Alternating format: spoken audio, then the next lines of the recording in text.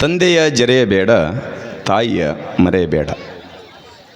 ತಂದೆಯ ಜರೆಯಬೇಡ, ತಾಯಿಯ ಮರೆಯಬೇಡ, ಹೆತ್ತವರು ಹೊರೆಯೆಂದು ಹೊರಗೆ ನೂಕಬೇಡ. ತಂದೆಯ ಜರೆಯಬೇಡ, ತಾಯಿಯ ಮರೆಯಬೇಡ, ಹೆತ್ತವರು ಹೊರೆಯೆಂದು ಹೊರಗೆ ನೂಕಬೇಡ. ತಂದೆ ತಾಯಿಯ ಶಾಪ ಏಳೇಳು ಜನ್ಮಕ್ಕೂ ತಪ್ಪದು ನೋಡ.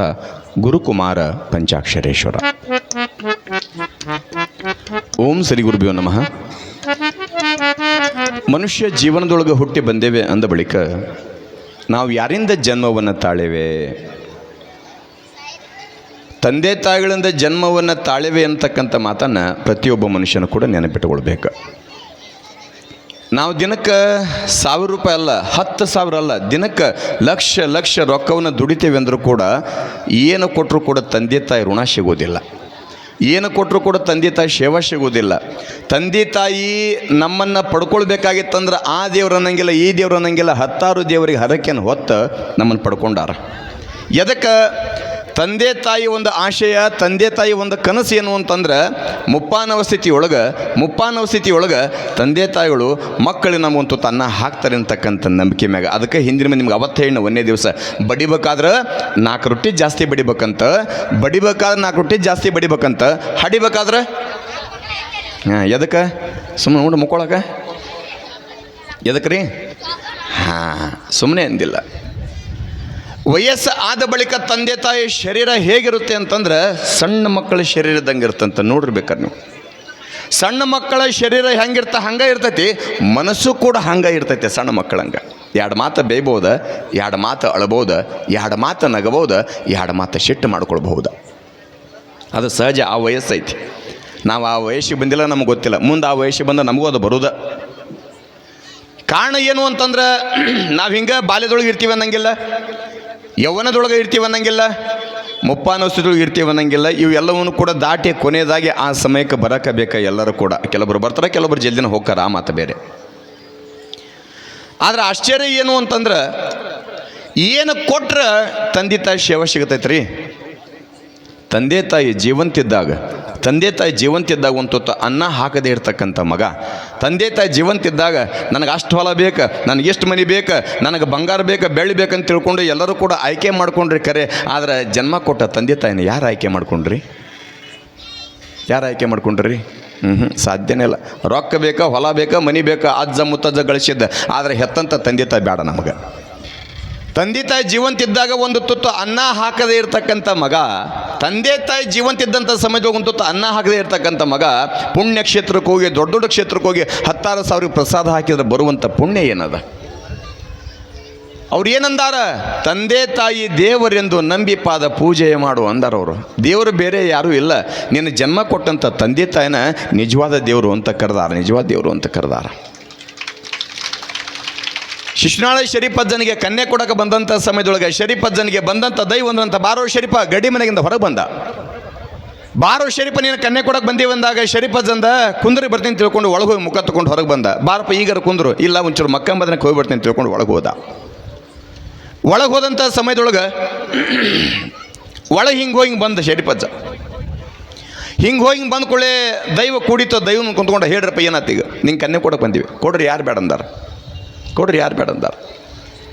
ಅಲ್ಪ ಮತ್ತು ನೀ ಮಕ್ಕಂಬದನಕ್ಕೆ ಹೋಗಿಬಿಡ್ತೀನಿ ಅಂತಲ್ಲ, ಹೋಗಿ ಬಂದೇನು? ಹೋಗಿ ಬಂದೆ ಅಂದವು. ಎಲ್ಲೈತಿ ಮಕ್ಕಂಬದನ? ಮಕ್ಕಂಬದನದ 1000 ಕಿಲೋಮೀಟ್ರ್ ದೂರದೊಳಗದ. ಆತದನ ಶಿಗ್ಗಾಂವ್ ತಾಲೂಕು ಶಿಶುನಾಳದೊಳಗೆ. ಇರ್ತಕ್ಕಂಥ ಶರೀಫಜ್ಜ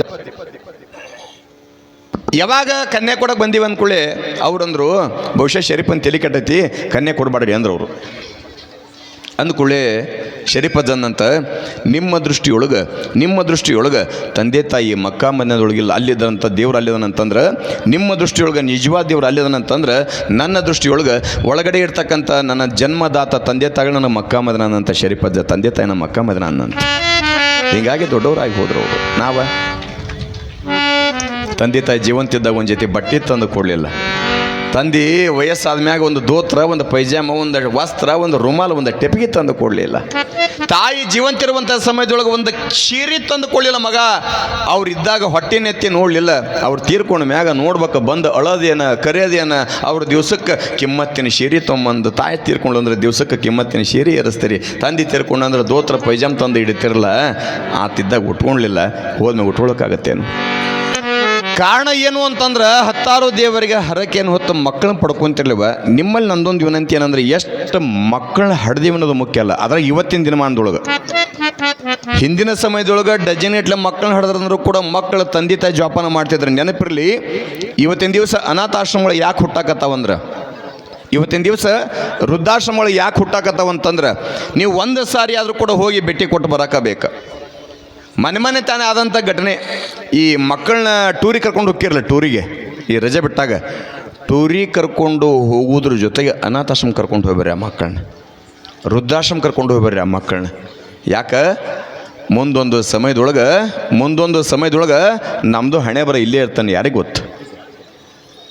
ಮನೆ ತಾನೇ ಹೆಂಡತಿ ಮಾತು ಕೇಳ್ಕೊಂಡು, ಊರಾಗ ಯಾರ್ದೋ ಮಾತು ಕೇಳ್ಕೊಂಡು, ತಾಯಿಯನ್ನು ತಂದೆಯನ್ನು ಯಾರ್ದೋ ಮಾತು ಕೇಳ್ಕೊಂಡು ತಾಯಿನ ವೃದ್ಧಾಶ್ರಮಕ್ಕೆ ಇಟ್ಟಿದ್ದ. ಲಕ್ಷ ಕೊಟ್ಟು ಕೇಳ್ರಿವ, ವೃದ್ಧಾಶ್ರಮಕ್ಕೆ ಇಟ್ಟಂದ್ರೆ ಅವೇನು ರೈತ ಅಲ್ಲ, ದುಡ್ಕೊಂಡು ತಿನ್ನವಲ್ಲ. ಚಲೋ ಕಷ್ಟಪಟ್ಟು ಓದಿಶ್, ವಿದ್ಯಾವಂತನ ಮಾಡಿ, ನೌಕರಿ ಮಾಡಿಶ್, ಮದುವೆ ಮಾಡಿ, ಮೊಮ್ಮಕ್ಕಳನ್ನ ಕಾಣ್ತಕ್ಕಂಥ ತಾಯಿನ ಚಲೋ ಕಲಿಸಿದಕ್ಕೆ ಮಗ ಕೊಟ್ಟ ಬಹುಮಾನ ತಾಯಿನ ವೃದ್ಧಾಶ್ರಮಕ್ಕೆ ಇಟ್ಟ. ವೃದ್ಧಾಶ್ರಮದೊಳಗೆ ಜಾಸ್ತಿ ಇರೋರು ಯಾರು ಅಂದರೆ ಚಲೋ ಕಲ್ತಂಥವ್ರು ತಂದೆ ತಾಯಿನ ಅದಾರ. ಹಳ್ಳಿ ಒಳಗೆ ರೈತನ ತಂದೆ ತಾಯಿ ಎಂದು ಕೂಡ ವೃದ್ಧಾಶ್ರಮದೊಳಗಿಲ್ಲ. ಯಾಕೆ? ನೀವು ಮಾಡಿದ್ದ. ಸಣ್ಣವರಿದ್ದಾಗ ಎಲ್ಲೆಲ್ಲ ಸಾಲ ಸೋಲ ಮಾಡಿ ಯಪ್ಪಣ್ಣ ಅಂತ ತಿಳ್ಕೊಂಡು ಅವ್ರ ಕಾಲ ಇವ್ರ ಕೈಯ ಬಿದ್ದ ಮಕ್ಕಳು ಚಲೋ ಓದಿಸ್ತೀರಿ. ಓದಿಸ್ಬೇಕು ಅನ್ನೋ ಗದ್ದಲದೊಳಗೆ ನೀವು ತಂದೆ ತಾಯಿ ಕೊಡುವಂಥ ಪ್ರೀತಿನ ಮರ್ತು ಬಿಡ್ತೀರಿ. ಯಾಕೆ? ಬರೀ ಓದಿಸ್ಬೇಕು. ಸರಿ, ಸಾಲ ಸೋಲ ಮಾಡಿ ಚಲೋ ಓದಿಸಿದ್ರಿ. ಮಗ ನೌಕರಿ ಮಾಡಕತ್ತ, ಮಗಳು ನೌಕರಿ ಮಾಡಕತ್ಲ, ವಿದೇಶದೊಳಗೆ ಮಗ ಅದಾನ, ನೀವಿಲ್ಲಿದ್ದೀರಿ. ವಯಸ್ಸಾಗೈತಿ, ಶರೀರಕ್ಕೆ ಆರಾಮಿಲ್ಲ, ಜಡ್ಡು ಬಂದೈತಿ. ಮಗನಿಗೆ ಒಂದು ಪತ್ರ ಬರೆದಿರಿ. ಯಪ್ಪ ನನಗೆ ಆರಾಮಿಲ್ಲ, ಇಷ್ಟು ಬೇಗನೆ ಬಾ ಅಂತ ತಿಳ್ಕೊಂಡು ಮಗನಿಗೆ ಪತ್ರ ಬರೆದ. ಹೊಳ್ಳಿ ಮಗ ಪತ್ರ ಬರಿತಾನೆ. ಏನಂತಂದ್ರೆ, ಲಕ್ಷ ಅಲ್ಲ 10 ಲಕ್ಷ ರೂಪಾಯಿ ಹೋದ್ರೂ ಚಿಂತಿಲ್ಲ, ನಾ ಸೀದಾ ಫೋನ್ಪೇ ಮಾಡ್ತೀನಿ, ಆ ಸೀದಾ ರೊಕ್ಕ ಹಾಕ್ತೀನಿ, ನೀವು ಅಲ್ಲೇ ತೋರಿಸ್ರಿ, ನಾ ಬರಂಗಿಲ್ಲ ಅಂತ ನಮ್ಮ ಮಗ. ಯಾಕೆ ಮಗ ಹಿಂಗೆ ಅಂತಾನಂತಂದ್ರೆ ಕಾರಣ ಏನು ಅಂತಂದ್ರೆ, ಮಗ ಅಲ್ಲಿ ವಿದೇಶಿ, ನೀವ ಪರದೇಶಿ. ಬೇಕಾ ಇದು? ಬೇಕು. ಇವತ್ತಿನ ತೀರ್ಮಾನಕ್ಕೂ ವಿದ್ಯೆ ಬೇಕಾ, ಆದರೆ ವಿದ್ಯೆ ಜೊತೆಗೆ ವಿದ್ಯೆ ಜೊತೆಗೆ ದಿನಕ್ಕೆ ಒಂದು ಸಾರಿ ತಮ್ಮಲ್ಲಿ ಕಳಕಳಿಂದ ವಿನಂತಿ ಏನು ಅಂತಂದ್ರೆ, ದಿನಕ್ಕೆ ಒಂದು ಸಾರಿ ಆದರೂ ಕೂಡ ಮುಂಜಾನೆ ಆಗಲಿ, ಮಧ್ಯಾಹ್ನ ಆಗಲಿ, ಅಥವಾ ರಾತ್ರಿ ಆಗಲಿ, ನಿಮ್ಮ ಕುಟುಂಬ, ನಿಮ್ಮ ಪರಿವಾರ, ಮಕ್ಕಳು, ಮೊಮ್ಮಕ್ಕಳು ಏನದಾರಲ್ಲ ಎಲ್ಲರನ್ನ ಕರ್ಕೊಂಡು ಚೆಂದಾಗಿ ಹೊಡ್ತುಂಬ ಊಟ ಮಾಡಿರಿ. ಅವಾಗ ಕೂಡು ಕುಟುಂಬ ಅಂತ ಕರಿತಿದ್ರು. ಕೂಡು ಕುಟುಂಬ ನೋಡ್ರಿ, ನೀವು ಮನೆಯಾಗ ನೀವೇನೋ ಅಡುಗೆ ಮಾಡಿರಿ, ಮನೆಯಾಗ ಹಿರಿಯ ಮನುಷ್ಯ, ಯಜಮಾನ್ ಮನುಷ್ಯ ಅದಾನಂತಂದ್ರೆ, ಯಜಮಾನ್ ಮನುಷ್ಯ ಉಣ್ಣು ತನಕನೂ ಕೂಡ ಯಾರೂ ಉಣ್ತಿದ್ದಿಲ್ಲ. ಮನ್ಯಾಗ ಹೊಲಕ್ಕೆ ಹೋಗಿ ಗಂಡ ದುಡ್ಕೊಂಡು ಬರ್ತಾನೆ, ದುಡ್ಕೊಂಡೋಗಿ ಬಂದಿರ್ತಕ್ಕಂಥ ಗಂಡ ಹೊಲದಾಗಿಂದ ಮಧ್ಯಾಹ್ನ ಬಂದಂತ ತಡಿವ ಯವ್ವ ನನ್ನ ಗಂಡ ಬಂದಂತ ತಿಳ್ಕೊಂಡು ನೀವು ಉಣ್ಣೋದು ಬಿಟ್ಟು ಗಂಡ ಊಟ ಮಾಡಿಸ್ತಿದ್ರಿ. ಗಂಡ ಉಂಡ ಮ್ಯಾಗ ನಾವು ಉಣ್ಬೇಕು. ಯಾಕೆ? ನಮ್ಮ ವೀರಶೈವ, ನಮ್ಮ ಭಾರತ ದೇಶದ ಪರಂಪರೆ ಒಳಗೆ ಏನೈತೆ ಅಂತಂದ್ರೆ, ಗಂಡ ಉಂಡ ಮ್ಯಾಲ ಹೆಂಡತಿ ಉಣ್ಣು ಪದ್ಧತಿ ಐತಿ. ಹೌದ್ರಿ?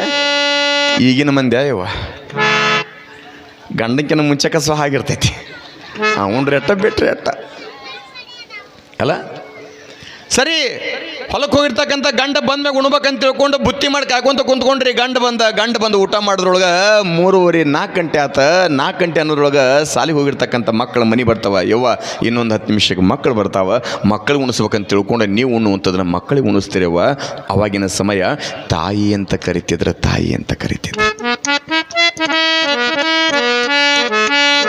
ಆಶ್ಚರ್ಯ ಏನು ಅಂತಂದ್ರೆ ಜಗಳ ಮಾಡಿದಾಗ ಅಡುಗೆಯ ಮಾಡದೆ ಮಲಗುವವಳು ಮಡದಿ. ಜಗಳ ಮಾಡಿದಾಗ ಗಂಡ ಹೆಂಡ್ರಿ ಜಗಳ ಉಂಡ ಮಲಗು ತನಕ ಅನ್ನುವಂಗ, ಜಗಳ ಮಾಡಿದಾಗ ಅಡುಗೆಯ ಮಾಡದೆ ಮಲಗುವವಳು ಮಡದಿ. ಜಗಳ ಮಾಡಿದ್ರು ಕೂಡ ಮಗ ಉಣ್ಲೆ ಅಂತ ತಿಳ್ಕೊಂಡು ಅಡುಗೆ ಮಾಡಿ ಉಪವಾಸ ಮಲಗುವವಳು ಹೆತ್ತ ತಾಯಿ ಅಂತ ಕರೀತಾರೆ. ಸಣ್ಣವ್ರು ಇರ್ಬೇಕಾದ್ರೆ ಆ ದೇವ್ರು ಈ ದೇವ್ರು 10 ದೇವ್ರಿಗೆ ಹಿಂಗೆ ಹೇಳಿ ಉಣ್ದಿರುವಂಥ ನಮ್ಮನ್ನು ಭಾಳ ಚಂದ ಉಣಿಸ್ತಾಳೆ ತಾಯಿ, ಭಾಳ ಚಂದ ಉಣಿಸ್ತಾಳೆ. ಕಾರಣ ನೆನಪಿರಲಿ ತಾಯಿ, ನಾವು ಏನೂ ತಂದಿಲ್ಲ, ಏನೂ ಒಯ್ಯಂಗಿಲ್ಲ, ಕಾರಣ ಜೀವಂತ ದೇವರು ಯಾರು ಅಂದ್ರೆ ಕಣ್ಣಿಗೆ ಕಾಣುವಂಥ ನಿಜವಾದ ದೇವರು ಯಾರು ಅಂತಂದ್ರೆ ತಂದೆ ತಾಯಿ ಅಂತ ಕರೀತಾರೆ. ತಂದೆ ತಾಯಿ ಅದಂದ್ರೆ ತಂದೆ ತಾಯಿನ ಜೋಪಾನ ಮಾಡೋಣ. ಎಷ್ಟೋ ಮಂದಿ ಈ ಭೂಮಿ ಮ್ಯಾಗ ತಂದೆ ತಾಯಿ ಇಲ್ದ ಬದುಕು ಮಾಡ್ಲಿಕ್ಕತ್ತಾರ. ಎಷ್ಟೋ ಮಂದಿ ತಂದೆ ತಾಯಿ ಇಲ್ಲದೆ ಈ ಭೂಮಿ ಮ್ಯಾಗ ಬದುಕು ಮಾಡಕತ್ತಾರ. ಕಾರಣ ಏನು ಅಂತಂದ್ರೆ ತಂದೆ ತಾಯಿ ಅದ್ರ ತಂದೆ ತಾಯಿ ಜೋಪಾನ ಮಾಡುವಂಥ ಕರ್ತವ್ಯ ನಮ್ಮದೈತಿ. ಏನು ಕೊಟ್ರೆ ತಂದೆ ತಾಯಿ ಸೇವೆ ಸಿಗುತ್ತಂತೀರಿ ನೀವು. ರೊಕ್ಕ ಕೊಟ್ಟರೆ ಸಿಗುವುದಿಲ್ಲ, ಬೆಳ್ಳಿ ಕೊಟ್ಟರೆ ಸಿಗುವುದಿಲ್ಲ, ಬಂಗಾರ ಕೊಟ್ಟರೆ ಸಿಗುವುದಿಲ್ಲ. ಇದ್ದಾಗ ತಂದೆ ತಾಯಿ ಋಣ ತೀರಿಸ್ಬೇಕನ್ನಂಗಿತ್ತಂದ್ರೆ ತಂದೆ ತಾಯಿ ಸೇವೆ ಮಾಡಿ ತಂದೆ ತಾಯಿ ನೆಚ್ಚಿನ ಮಕ್ಕಳಾಗ್ಬೇಕಂತ, ತಂದೆ ತಾಯಿ ಪ್ರೀತಿ ಮಕ್ಕಳಾಗ್ಬೇಕಂತ ಅಂದಾಗ ಮಾತ್ರ ಈ ಜನ್ಮಕ್ಕೊಂದು ಸಾರ್ಥಕ ಆಗುತ್ತೆ. ಇಲ್ಲಾಂದ್ರೆ ನಮ್ಮ ಜನ್ಮ ಸಾರ್ಥಕ ಆಗೋದಿಲ್ಲ, ಜನ್ಮ ಸಾರ್ಥಕ ಆಗೋದಿಲ್ಲ. ತಂದೆ ತಾಯಿಯನ್ನು ಜೋಪಾನ ಮಾಡ್ಬೇಕು. ಈ ತಂದೆ ತಾಯಿ ನಮ್ಮನ್ನ ಈ ಭೂಮಿಗೆ ತರಲಿಲ್ಲ ಅಂತಂದ್ರೆ ನಾವು ಎಲ್ಲಿಂದ ಬರ್ತಿದ್ವಿ. ಏನು ಕೊಟ್ಟರೆ ತಂದೆ ತಾಯಿ ಋಣ ಸಿಗುತ್ತೆ ತಾಯಿ. ಆವಾಗಿನ ಸಮಯದೊಳಗೆ ಇದ್ದರು ಹೆಂಗಿದ್ರು ಅಂತಂದ್ರೆ ತಂದೆ ತಾಯಿ ಸೇವೆಯನ್ನು ಮನಮುಟ್ಟಿ ಮಾಡ್ತಿದ್ರು.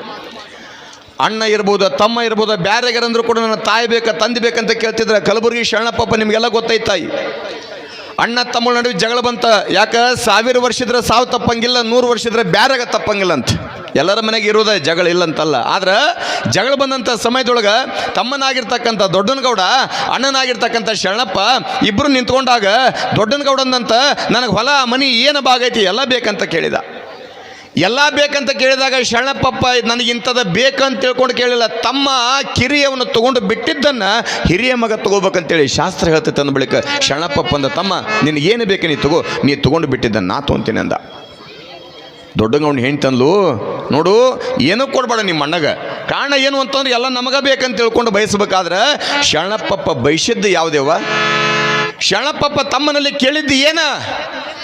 ಹೊಲ ಕೇಳಿಲ್ಲ, ಮನಿ ಕೇಳಿಲ್ಲ, ರೊಕ್ಕ ಕೇಳಿಲ್ಲ, ಬೆಳ್ಳಿ ಕೇಳಿಲ್ಲ, ಬಂಗಾರ ಕೇಳಿಲ್ಲ. ಶರಣಪ್ಪಪ್ಪ ತಮ್ಮನಿಗೆ ಒಂದೇ ಒಂದು ಮಾತು ಕೈ ಮುಗಿದು ಕೇಳ್ತಾನೆ, ಯಪ್ಪ ನನಗೆ ಕೊಡ್ಬೇಕನ್ನಂಗಿತ್ತಂದ್ರೆ 2 ವಸ್ತು ನನಗೆ ಅವಶ್ಯವಾಗಿ ಬೇಕಂದ. ತಮ್ಮ ದೊಡ್ಡಂಗೌಡ ಅಂದ್ಕೊಂಡು ಎಲ್ಲಿ ಚಲೋ ಹೊಲ ಕೇಳ್ತಾನೆ ಬಾ ಅಂತ ವಿಚಾರ ಮಾಡಿ ಆತಂದ, ಏನು ಬೇಕು ಕೇಳೋ ಅನ್ನೋದ್ರೊಳಗೆ ನನಗಿದು ಯಾವುದೂ ಬೇಡ, ಈ ಭೂಮಿಗೆ ನಾ ಬಂದೀನಿ ಅಂತಂದ್ರೆ ನನ್ನ ಈ ಭೂಮಿಗೆ ತೊಗೊಂಡು ಬಂದಾರಂತಂದ್ರೆ ಕಾರಣ ಏನು ಅಂತಂದ್ರೆ ತಂದೆ ಅಂದವನು ತಂದೆ, ತಾ ಅಂದವಳು ತಾಯಿ. ತಂದೆ ಅಂದವನು ತಂದೆ, ತಾ ಅಂದವಳು ತಾಯಿ. ಮ್ಯಾಲಿದ್ದವ್ ನನ್ನನ್ನು ಕೆಳಗೆ ಕರ್ಕೊಂಡು ಬಂದಿರತಕ್ಕಂಥವ್ರು ತಂದೆ ತಾಯಿ. ಆದ್ರೆ ಕೆಳಗಿದ್ದವನ ಮ್ಯಾಲೆ ಕರ್ಕೊಂಡು ಹೋಗುವಂಥವ್ನು ಯಾರಂದ್ರೆ ಸದ್ಗುರುನಾಥ ಅಂತ ಕರೀತಾರೆ. ಈ ಭೂಮಿಗೆ ತೊಗೊಂಡು ಬಂದಿರತಕ್ಕಂಥ ತಂದೆ ತಾಯಿ ಸೇವೆ ಮಾಡುವಂಥ ಸೌಭಾಗ್ಯ ಕೊಡು. ತಂದೆ ತಾಯಿ ನನಗೆ ಸೇವಕ್ಕೆ ಬಿಡುವಂಥ ಶರಣಪ್ಪಪ್ಪ. ತಂದೆ ತಾಯಿ ಸೇವೆ ಬಿಡೋಂದಾಗ ಹೆಂಟನ್ಲು ಬಿಡು ಮುದೇವ ಅತ್ತಿ ಮಾವ ಕಾಟ್ ಹೋತನ್ಲಕ್ಕಿ. ಭಾಳ ಮಂದಿ ಇವತ್ತಿನ ಜೀವನದೊಳಗೆವ ಮನ್ಯಾಗ ಅತ್ತಿ ಮಾವ ಇದ್ರ ಕುತ್ತಿಗೆ ಬರ್ತೈತಿ ಈಗಿನ ಮಂದಿಗೆ. ಯಾಕೆ ಫ್ರೀಡಮ್ ಸಿಗಲ್ಲ ಈಗಿನ ಮಂದಿಗೆ ಅಲ್ಲ. ತಂದೆ ತಾಯಿ ಸೇವೆ ಮಾಡ್ತಿದ್ರು ಅವಾಗೆಲ್ಲ. ಸಾಕು ಅನ್ನುವಂಗೆ ತಂದೆಯ ಕಾಲು ಹೆಚ್ಚಕ್ತಿದ್ರೆ, ತಂದೆ ಕೈ ಹೆಚ್ಚಕ್ತಿದ್ರೆ, ತಂದೆ ಸಾಕಂದ್ರೂ ಕೂಡ ಬಿಡ್ತಿದ್ದಿಲ್ಲ ಅವಾಗಿನ ಸಮಯ. ಸಾಕು ಅನ್ನುವಂಗೆ ತಂದೆ ತಾಯಿಗಳ ಕೈಕಾಲು ಹೆಚ್ಚುವಂಥ ದಿನಮಾನ ಅವತ್ತ. ತಂದೆ ತಾಯಿ ಕೈಕಾಲು ಹೆಚ್ಚಕ್ಕೆ ಬಂದ್ರೆ ಕುತ್ತಿಗೆ ಹೆಚ್ಚೋರು ದಿನಮಾನ ಇವತ್ತು. ಕುತ್ತಿಗೆ ಹೆಚ್ಚೋರು ಭಾಳ ಮಂದಿ ಅದಾರ. ಮೊನ್ನೆ ಗಂಗಾ ನದಿ ಒಳಗೆ ಹೆತ್ತ ತಾಯಿ ಹೋಗದ ಮಗ ರೀಸೆಂಟಾಗಿ ಒಂದು 4-5 ದಿವಸದ ಹಿಂದೆ 9 ತಿಂಗಳ ಗರ್ಭದೊಳಗೆವ ಕಣ್ಣನ್ನು ರೆಪ್ಪಿ ಹೆಂಗೆ ಕಾಯ್ತಾವ ಹಂಗೆ ತನ್ನ ಗರ್ಭದೊಳಗೆ 9 ತಿಂಗಳು ಇಟ್ಕೊಂಡು ಭೂತಾಯಿ ಗರ್ಭಕ್ಕೆ ಕೊಟ್ಟ ನಮ್ಮನ್ನು ಜೋಪಾನ ಮಾಡಿ, ಹೇ ಮನುಷ್ಯ ನೀ ದಿನಕ್ಕೆ 8 ರೊಕ್ಕ ದುಡಿ, ನೀ ಮನೆಯೊಳಗೆ ದಿನಕ್ಕೆ KG ಇಡ್ಲೆ ಬಂಗಾರ ತೊಗೊಂಡು ಬಾ, 10 KG ಬೆಳ್ಳಿ ತೊಗೊಂಡು ಬಾ. ಆದ್ರೆ ನೆನಪಿರಲಿ, ಏನು ತೊಗೊಂಡು ಬಂದರೂ ಕೂಡ ತಂದೆ ತಾಯಿ ಋಣ ತೀರ್ಸಕ್ಕಾಗೋದಿಲ್ಲ. ಒಂದು ನೆನಪಿರಲಿ, ಇವತ್ತು ಎಂತ ನಾವು ಹೌದ ಕೋಟಿ ಖರ್ಚು ಮಾಡಿ ಕೋಟಿ ಗಟ್ಟಲೆ ಮನೆಯಾಗಿರ್ತೀವಿ ಅಂದ್ರೂ ಕೂಡ ಒಂದು ಸಮಯದೊಳಗೆ ಗುಡಿಸಲ ಮನಿ ಒಳಗೆ ಮಳಿ ಬರಕತ್ತು ಅಂತಂದ್ರೆ ಒಂದು ದಿವಸ ಇರ್ತಿದ್ದಿಲ್ಲ, 2-3 ದಿವಸ ಜಿಟಿ ಮಳಿ ಬರ್ತಿತ್ತ. ಮನಿ ಒಳಗೆ ಸಣ್ಣ ಮಕ್ಕಳ ತಾಯಿ ವಿಚಾರ ಮಾಡ್ತಾಳೆ, ಏನು ಅಂತಂದ್ರೆ ಯವ್ವ ನನ್ನ ಸಣ್ಣ ಮಕ್ಕಳದಾವ, ಮಳಿ ಬರಕತ್ತೈತಿ, ನನ್ನ ಮಕ್ಕಳಿಗೆ ಒಂದಿಷ್ಟು ಏನಾದರೂ ಸೋರುವಂಥ ಮಳಿ ನಮ್ಮ ಮಕ್ಕಳ ನೆತ್ತಿಗೆ ಏನಾದರೂ ಹನಿ ಸಿಡಿತು ಅಂತಂದ್ರೆ ನೆಗಡಿ ಆಯ್ತು ಜ್ವರ ಬಂತ ನನ್ನ ಕಣ್ಣಾರು ನೋಡೋಕ್ಕೆ ನಾನು ಜೋಪಾನ ಮಾಡೋಕ್ಕೆ ನಾನು ಒಗತೆ ಮಾಡ್ಬೇಕಂತ ತಿಳ್ಕೊಂಡು ತಾಯಿ ಏನು ಮಾಡ್ತಾಳಂದ್ರೆ ತೇವವಾಗಿರ್ತಕ್ಕಂಥ ಜಾಗದೊಳಗೆ ಕುಂತ್ಕೊಂಡ. ಮನೆಯೆಲ್ಲ ಹಸಿಯಾಗ್ಯದ, ನೀರು ಸೋರಾಕತ್ತೈತಿ. ಏನೋ ನೆಗಡಿ ಬಂದ್ರು ನನಗೆ ಬರಲಿ, ಏನೋ ಜಡ್ಡು ಬಂದ್ರು ನನಗೆ ಬರಲಿ, ಏನೋ ಜ್ವರ ಬಂದ್ರು ನನಗೆ ಬರಲಿ, ನನ್ನ ಮಕ್ಕಳಿಗೆ ಬರಬಾರ್ದು ಅಂತ ತಿಳ್ಕೊಂಡು ತೇವವಾದ ಜಾಗದೊಳಗೆ ಕುಂತ್ಕೊಂಡು ಬೆಚ್ಚನೆಯ ತೊಡಿಯೊಳಗೆ ನಮ್ಮನ್ನು ಕುಂದಿರಿಸ್ಕೊಂಡು ಜೋಪಾನ ಮಾಡಿರ್ತಕ್ಕಂಥವಳು ಯಾರು ಅಂದ್ರೆ ತಾಯಿ ಅಂತ ಕರೀತಾರೆ. ಎಷ್ಟು ದೊಡ್ಡವಾಗಿ ಬಂದರೂ ಕೂಡ ಕೋಟಿ ಕೋಟಿ ಕಾರ್ನಾಗ ಅಡ್ಡಾಡ್ತೀವಿ ಅಂದ್ರೆ, ಹೇ ಪುಣ್ಯಾತ್ಮ, ನಿನಗೆ ನೆನಪಿರಲಿ, ಮನೆಯೊಳಗೆ ತಂದೆ ತಾಯಿ ಅದಾರಂತಂದ್ರೆ ನೀ ಎಷ್ಟೇ ಎತ್ತರ ಮಟ್ಟಕ್ಕೆ ಬೆಳೆದಿ ಅಂತಂದ್ರೂ ಕೂಡ ಎರಡನ್ನ ಮಾತ್ರ ನೀನು ಜೀವನದೊಳಗೆ ಎಂದೂ ಕೂಡ ಮರಿಬೇಡ. ಮಾಡ್ತೆ ಅಂದ್ರೆ ನಿನ್ನಂಥ ಮೃಗ ಮನುಷ್ಯನ ಯಾರ್ಲಂತ ಕರೀತಾರೆ. ಯಾವುದು? ತಾಯಿಯ ಒಡಲ, ತಂದೆಯ ಹೆಗಲ. ತಾಯಿಯ ಒಡಲ, ತಂದೆ ಹೆಗಲ, ಇವು ಎರಡನ್ನು ಕೂಡ ಎಂದೂ ಕೂಡ ಮರಿಬಾರ್ದಂತ. ಎಂಥ ಕೋಟಿ ಕೋಟಿ ಬೆಚ್ಚನ ಮನೆಯಾಗ ಇರ್ತೀವಂದ್ರೂ ಕೂಡ ತಾಯಿ ತೊಡಿ ಮ್ಯಾಗ ಕುಂತಂಥ ಆನಂದ ಆ ಮನೆಯೊಳಗೆ ಸಿಗೋದಿಲ್ಲ. ಹೌದು ಹೌದು ಅಂತ ತಿಳ್ಕೊಂಡು BMW ಕೋಟಿ ಇಡ್ಲೆ ಖರ್ಚು ಮಾಡಿ ಕೋಟಿ ಇಡ್ಲೆ ಕಾರ್ನಾಗ ಅಡ್ಡಾಡ್ತೀವಂದ್ರೂ ಕೂಡ ಬಾಲ್ಯದೊಳಗಿರ್ಬೇಕಾದ್ರೆ ಅಪ್ಪನ ಹೆಗಲ ಮ್ಯಾಗ ಅಪ್ಪನ ಹೆಗಲ ಮ್ಯಾಗ ಕುಂದ್ರಿಸ್ಕೊಂಡು ತಂದಿ ಮಗನನ್ನು ಹೆಗಲ ಮ್ಯಾಗ ಕುಂದ್ರಿಸ್ಕೊಂಡು ಹೊಂಟ ಅಂತಂದ್ರೆ ಇಡೀ ನಮ್ಮ ಆಲದ ಕಟ್ಟಿಗೆ ಪೈಲ್ವಾನದನಪ್ಪ.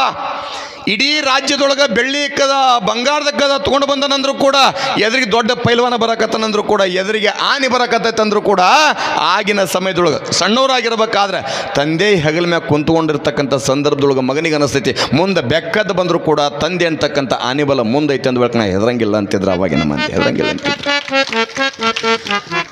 ತಾಯಿಯ ಒಡಲ, ತಂದೆ ಹೆಗಲ ಎಂದೂ ಕೂಡ ಮರಿಬಾರ್ದಂತ. ಇರೋ ತನಕ ತಂದೆ ತಾಯಿ ಸೇವೆ ಮಾಡ್ರಿ. ಏನೈತಿ? ಏನು ಒಯ್ಯಂಗಿಲ್ಲ. ನಾವು ತಂದೆ ತಾಯಿ ಸೇವೆ ಮಾಡಕ್ಕಂತಂದ್ರೆ ಆಗೋದಿಲ್ಲ. ಮುಂದೆ ಬರುವಂಥ ಸೊಸೆ ನಮ್ಮ ಮಕ್ಕಳು ನಮ್ಮ ಸೇವೆ ಮಾಡ್ಬೇಕಂತೀವಿ ನಾವೆಲ್ಲ ಅಲ್ಲ. ಯವ್ವ ನೆನಪಿರಲಿ, ಅತ್ತಿಗೊಂದು ಕಾಲ ಬಂದ್ರೆ ನೀವು ಮನೆಗೆ ಸೊಸೆಯಾಗಿ ಬಂದಿರಿ ಅಂತಂದ್ರೆ, ಮನೆಯಾಗ ಅತ್ತೆದಳಂತಂದ್ರೆ ಅತ್ತೆ ಜೋಪಾನ ಮಾಡಿರಿ. ಅವ್ರು ಏನು ಕೇಳ್ತಾರೆ ನಿಮಗೆ? ಬೆಳ್ಳಿ ಕೇಳೋದಿಲ್ಲ, ಬಂಗಾರ ಕೇಳೋದು, ದುಡ್ಡು ಕೇಳೋದು ಒಂದು ಏನು? ಎರಡು ತುತ್ತು ಬಿಸಿ ರೊಟ್ಟಿ. ಅತ್ತಿಗೊಂದಿಷ್ಟು ನೀವು ಚಲೋ ಬಿಸಿ ರೊಟ್ಟಿ ಕೊಟ್ಟಿರಿ ಅಂತಂದ್ರೆ ಮುಂದೆ ಬರುವಂಥ ಸೊಸೆ ನಿಮಗೆ ಬಿಸಿ ಅಡುಗೆ ಮಾಡಿ ಹಾಕ್ತಾಳೆ. ನಿಮ್ಮ ಮನ್ಯಾಗ ನೀವೇ ಅತ್ತಿ ಮಾವನ ಜೋಪಾನ ಮಾಡಲಿಲ್ಲ ಅಂತಂದ್ರೆ ಮತ್ತು ಮುಂದೆ ಬರುವಂಥ ಸೊಸೆ ನಿಮಗೆ ಅನ್ನ ಹಾಕ್ತಾಳೆ, ಯಾವ ಗ್ಯಾರಂಟಿ ಐತಿ ನಿಮಗೆ? ನೀವೇ ಜೋಪಾನ ಮಾಡಲ್ಲ, ಮತ್ತು ನಿಮ್ಮ ಸೊಸೆ ಮಾಡ್ತಾಳೆ, ಏನು ಗ್ಯಾರಂಟಿ ಐತಿ ನಿಮಗೆ? ಏನು ಗ್ಯಾರಂಟಿ ಐತ್ರಿ? ಅಲ್ಲ, ತಂದೆ ತಾಯಿ ಸೇವೆಯೊಳಗೆ ಈ ನಾಡಿನೊಳಗೆ ಭಾಳ ದೊಡ್ಡವರಾಗಿ ಹೋಗ್ಯಾರ. ತಂದೆ ತಾಯಿ ಸೇವೆಯನ್ನು ಮಾಡ್ತಾ ಇತಿಹಾಸದೊಳಗೆ ಉಳಿದವ್ರು ಅದಾರ.